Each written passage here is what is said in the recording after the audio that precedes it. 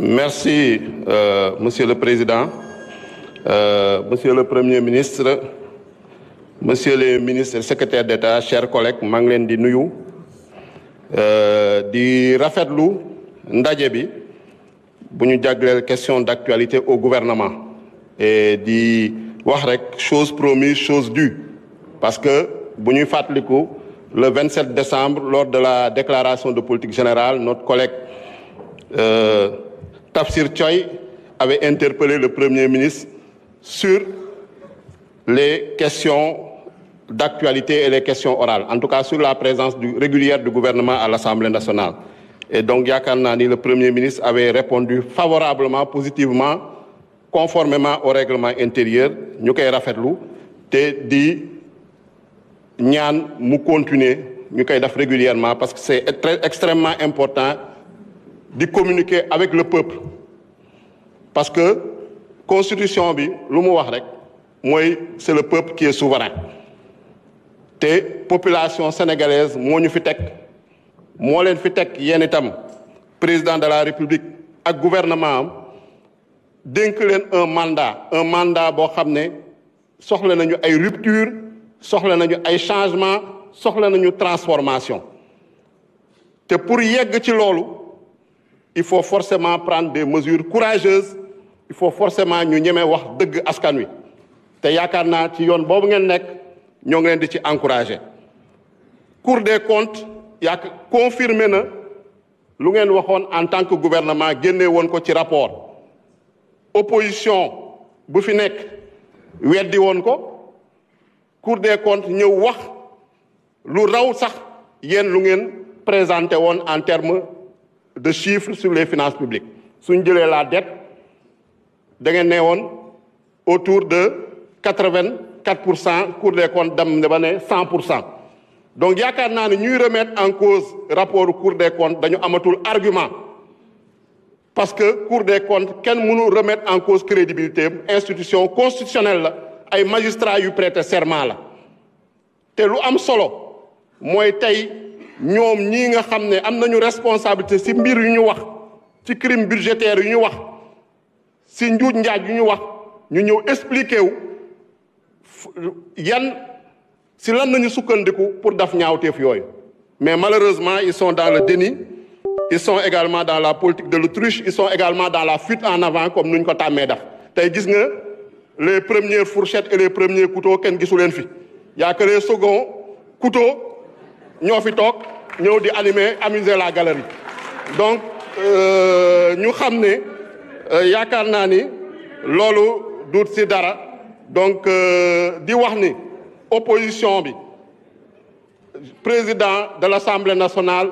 dafal leen loo xam ne règlement intérieur bi terew ko parce que assemblée consensus lay doxee mu jël daf leen faveur parce que dafa am ñu ko laaj non inscrits laaj tooñ nañ ko pour am plus de temps de parole ñun ñu jël suñu temps de parole ñu ne on ne s'oppose pas à ce qu'on augmente en tout cas le temps de parole. C'est pour la démocratie, c'est pour la diversité. su fekkee nag déggoo woo leen seen biir loolu seen problème la parce que noonu la demee woon également pour le poste de vice-président lors de l'installation de l'Assemblée nationale. Maintenant lu ci am solo man premier ministre lu mu lay laaj mooy lu jëm ci population yi suñu ñu toll ni ñoo ngi ci phase de redressement dama bëgg nga xam laajte population bi peuple sénégalais nga xam ne moo ñu fi teg lan nañu xaar ci moom ban taxawaay la war am par rapport à cette situation de redressement. Je vous remercie. Honorable député Ayib Daffé, donc nous allons donner la parole au Premier ministre pour la dernière réponse. Vous avez 15 minutes.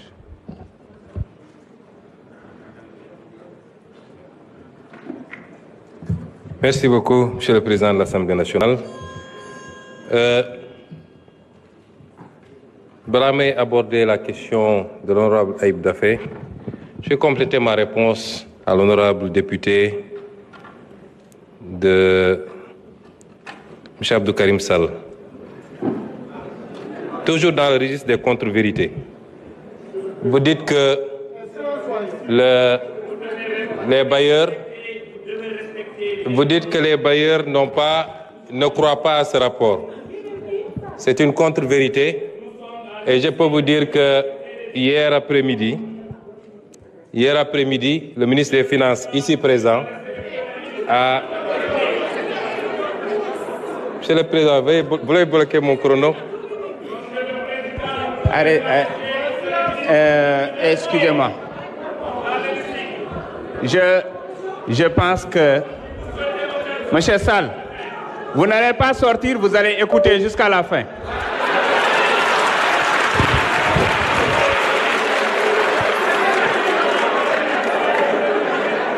Vous savez,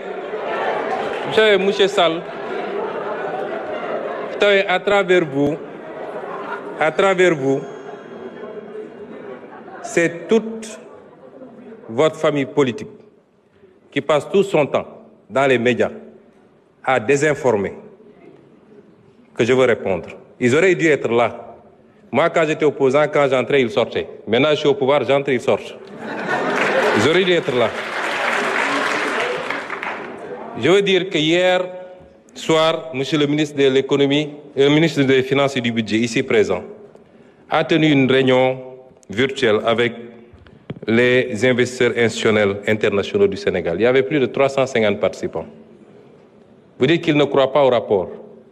Il ne faut pas dire des choses qui peuvent être contredites facilement. Le FMI sera là, la Banque mondiale sera là la semaine prochaine. Et vous serez rattrapés facilement. Ça n'en vaut pas la peine. Donc, le rapport est crédible et crédibilisé par tout le monde. Et en premier, c'est bailleurs, qui savent très bien ce qui s'est passé au Sénégal. Et une institution comme la Cour des comptes ne peut pas faire l'expertise d'un rapport d'audit, accéder à tous les éléments et aller raconter des contre-vérités. N'eût été votre mandat de député ou votre immunité, vous auriez pu être convoqué pour ça. Parce que c'est une attente des contre les... Oui, si vous voulez, vous considérez ça comme une menace. Parce que vous devez être menacé. L'APR et tous ceux qui sont avec, vous devez être menacés. On vous a laissé trop de liberté. Je voudrais dire également que par rapport à la question de l'honorable député Aïb Daffé, je voudrais d'abord féliciter l'inspection générale des finances pour le travail qui a été fait sous la supervision du ministre des Finances. Je rappelle que c'est une obligation communautaire et interne lorsqu'un nouveau régime arrive de faire ce travail. Je voudrais me réjouir également de la qualité du rapport de la Cour des comptes. Ça a été lent, mais ça vaut la peine. Je voudrais ici m'incliner et rendre hommage à tous les patriotes de ce pays. Je voulais leur rendre hommage. Ils se sont battus pour qu'on en arrive à... Ce n'est pas gratuit. Je veux leur rendre un hommage et leur dire qu'ils doivent être fiers de ce qu'ils ont accompli. Patriotes yépp laa wax nag ñi ne woon ci réseau yi ñi ne woon ci mbedd mi ñi ne woon ñi doon génne seen poste li taxoon ñuy xeex amoon yaqin ni réew mi ci guuta lañ ko dugal loolu la ñu gis tey moo tax war nañu am fierté. C'est ça le patriotisme, c'est ça aimer son pays. Et c'est exactement le contraire de ce que vous êtes et ce que vous avez fait pendant ces 12 ans. Je voudrais rappeler que nous sommes toujours en harmonie avec nous-mêmes. Li xew bettuñu peut-être ampleur bi la ñu xalaatul woon 2018 en pré-campagne à Paris waxoon naa Sénégalais ni réew mi fi ñu toll ak ni ñuy endetté réew mi même 2024 bu ñu juumee ba jox Macky Sall beneen mandat même 2024 ki fiy toog boo moytul juróomi at yëpp fay bor la koy def 2018 laa ko waxoon. fii Assemblée nationale ñaata yoon laa fi taxaw Amadou Ba ministre des Finances Abdoulaye Daouda Diallo may leen tous vos chiffres sont faux wax leen Sénégalais yi dëgg ñaata yoon lañ ko wax fii tey lan moo feeñ kon lii bettuñu te dañoo def 2019 mars 2024 mais suñu remonté woon ba ci gannaaw ba mu gën a sori ñu gis ni yàgg na loolu nag lu tuuti la woon ci liñ doon alerter Sénégalais yi yéen bëgg ngeen ñu gaaw dépasser étape bi ñu suul ko bu ci kenn waxati déet dañ ci wax lan moo andi lii mooy état buy dund lu ëpp mën-mënam mooy état bu yàkkamti état boo xam ne obsession bi yépp mooy prochain mandat loolu laa bëgg sénégalais ñu dindi ko fi sama déclaration politique générale bi ma def fii dama leen annoncé woon 7 ruptures bokk na ci la seconde rupture celle du passage d'une logique d'urgence et de saupoudrage à court terme à une logique de vision et de planification à long terme réew kenn du ko tabax ci ñetti at kenn du ko tabax ci 1 an kenn du ko tabax ci 5 ans li am solo mooy jamono joo nekk rek acte yi ñuy posé est-ce que bokk mi ngi jëm ci direction bi tabax structurellement un pays ba dara dootu ko yëngal loolu nag la opposition bi bëgg a génne ci bopp sénégalais yi su ñuy wax ay dund bi dafa cher ak sax yéen a cheral dund bi yéen a cheral dund bi ñun cheraluñu ko de ñun li ñuy def buñ ko defee d'ici quelque at dinañu xam ndax dund gi cher na am léet mais le message qu'on veut lancer aux populations mooy laaj leen des résultats tout de suite ce que vous n'avez pas été capable de faire en 12 ans et vous dites aux populations en 10 mois réclamer des résultats réclamer une santé parfaite un secteur de la santé parfait un secteur de l'éducation parfait de l'enseignement supérieur parfait dund gi nañ ko wàññi léeg-léeg lii et c'est pourquoi je lance un appel aux populations yéen a ne woon jiit yu jub ngeen bëgg jiit yu bëgg réew mi jiit yu am gis-gis am nañ ko fi mu toll nii ba mu mat sëkk ndax luubal ak randal jeex na ci réew mi te loolu mooy le premier acte d'une gouvernance bu war a yóbbu réew fu baax réew mu la gën a sellal setal loolu moo la gën a mën a dem fu baax loolu jeex na ci réew mi ñaareel bi li ñu def ci 10 mois yi kenn mësu koo def personne ci wàllu delloo réew mi ci fondamentaux yi càmbar alalu réew mi réduire train de vie de l'État ci wàllu affirmer suñu souveraineté ci suñu koom-koom ci suñu ressources naturelles ci suñu sécurité suñu kaaraange kenn mësu koo def le bilan qu'on a fait en 10 mois aucun régime ne l'a fait en 10 mois on dit 10 mois zéro réalisation 10 mois en 10 mois le régime précédent lan la fi réalisé woon nañ ñu wax lan la fi réalisé woon nit ñi sax dañ leen doon tooñ naan inauguré affaire u Macky rek ngeen fi nekkee c'est-à-dire dañ fen mel ni Sénégal dañu xëy rek inventé beneen Sénégal et donc ce que je veux demander aux populations souveraineté moom sa bopp développement dafa laaj ay sacrifice yooyu ñun jiital nañ suñu bopp ñun ñi yor nguur gi ñu ciy woo nag bépp sénégalais ak bépp sénégalaise ñu xam ni situation bi nu mu munti jaxasoo c'est pas encore eggaguñu foo xam ne mën nañ ne bàyyi nañ lépp ak yàlla def na ci askan wi ak ci réew mi les ressources qu'il faut pour qu'on prenne notre destin en main moo tax développement bi gën a gàtt am na benn président bu ko doon wax muy ki nga xam ne moo defar dëkk bi ñuy wax Singapour ne ci une génération ou 2 générations réew jóge na ci sous-développement nekk ci réew yi ñu gën a envoyé une génération ou 2 générations waxuñu 1 an ou 2 ans de mais day fekk ci njëlbeen ba ñu bañ a rater les bons départs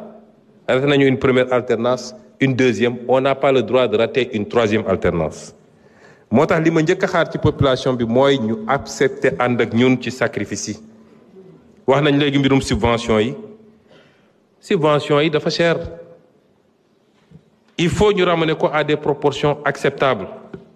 lañ ca bëgg ñun mooy fin 2025 ñu ramener ko à 2% du PIB mais dañuy continuer dans ce cycle graduel mais tekkiwul ni néew di doole dañ leen di seetaan duñ leen mës a seetaan wax nañu ci li jëm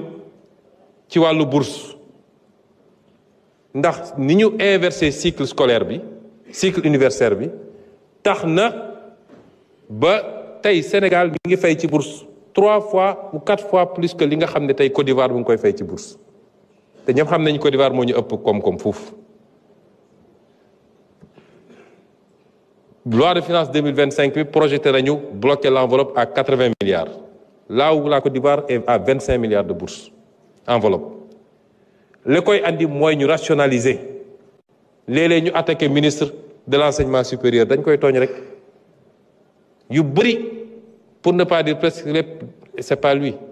mais tey mën nga am étudiant bu inscrit tey au mois d'octobre ne fay leen ma sama 10 mois tout de suite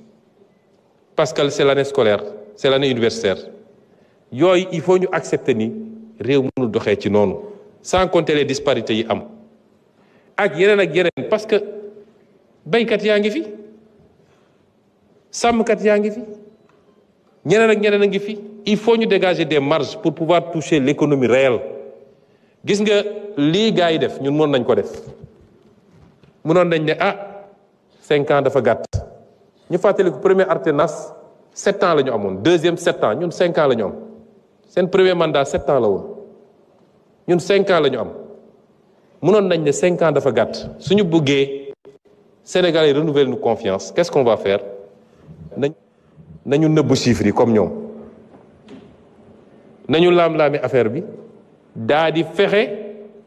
ba naxanteeg bay di jox ñu xaalis bu bari ñu tabax ñetti autoroute juróomi immeuble inauguré ay affaire gars yi ne wiw Diomaye liggéey na mais ban impact la am ci économie ak lan la bàyyi fii ci bor ak ci déficit. Nous avons fait les choix exactement contraires à vous parce que nous ne pensons pas au prochain mandat nous pensons à la prochaine génération loolu mooy suñu différence. Et à partir de ce moment nous appelons tous les Sénégalais à ne pas suivre les sirènes de ceux qui ont détruit ce pays. Il ne faut pas suivre ces sirènes. Am ngeen li ngeen doon ñaan yàlla nañu ànd parce que jiit mu baax te amul une masse critique de Sénégalais qui comprennent et qui l'accompagnent mënul am résultat. Particulièrement la jeunesse parce que toute la contre-communication mooy fexe ba nërmal xelu jeunesse yi yéen a leen faloon ñi ngi nii defuñu dara ñun on s'est inscrit avec vous dans un agenda. Est-ce que bi ñu toogee léegi les actes qu'on pose sont conformes ou pas jugez lañu par rapport à ça ndax suñu waxu démb wute naag suñu jëfu tey jugez-nous par rapport à ça mais bu leen nangu ñi yàq réew mi yàq ko yaxet tey ci bëri ci ñoom waroon taxaw di jàkkaarloo di layoo war leen wax naka la ñu war a doxalee réew mi ci les 20 prochaines années buñ ko defee rek njaaxum am ba tax nag may rassurer nag sénégalais yépp parce que nous avons des choix à faire ce que nous avons fait yàlla dafa bëgg Sénégal en 2024 parce que ñii bu ñu toogoon dañuy xëy rek ñu ne Sénégal banqueroute na comme li xewoon Grèce li xewoon Argentine insolvabilité dette bi c'est pas soutenable viabilité jeex na ñu nekk ci situation boo xam ne foofu la ñuy imposer nag ajustement mais ñun li ñu def nii démb monsieur le ministre bi mu paree réunion avec les bailleurs qu'est-ce qu'ils ont dit même les obligations du Sénégal remonté na démb demal nga vérifier ko pourquoi mu remonté parce que les gens ont salué l'exercice de vérité benn et deuxièmement ils ont apprécié les mesures que nous sommes en train de prendre te ñun du ñu xaar ku ñu wax lu ñu def man première fois me recevoir FMI laa leen ne vous n'aurez plus à nous dire ce qu'on doit faire parce qu'un pays qui se respecte n'attend pas qu'on lui dise ce qu'il doit faire ñun ñooy def suñuy réforme ñun ñooy jël suñu responsabilité et c'est pourquoi je voudrais dire aux Sénégalais que nous avons un choix à faire et ce choix il est très simple soit rompre avec la roublardise la facilité les raccourcis pour définitivement emprunter la voie de la vertu de la rigueur de la transparence dans la gestion des affaires publiques et se propulser irréversiblement vers le développement ou bien perpétuer les mêmes artifices basés sur le faux le saupoudrage et le mensonge d'État pour sombrer éternellement dans les abysses préjudiciables du sous-développement et leurs désastreuses conséquences. Je vous remercie.